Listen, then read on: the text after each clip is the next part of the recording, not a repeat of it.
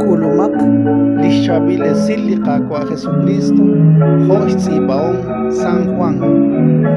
Nakieku ke kubek eblish solom chileli palau, utke oksa hundi hukup jokep chishik humpakali palau, toh Kafarnaum, ak oftin chik chius, utli Jesus mahe nakulak kwan kepwi ebaan, naki okshe ek angruli palau shbahung kawit ik joj apung, ak numenak tana hun lewish benikep chiruha, nakiri li Jesus joj beek chiruli palau, ak tanach ok chakrik in li hukup, ako nakishikwak, utli Jesus kishire. La inin meshikwak.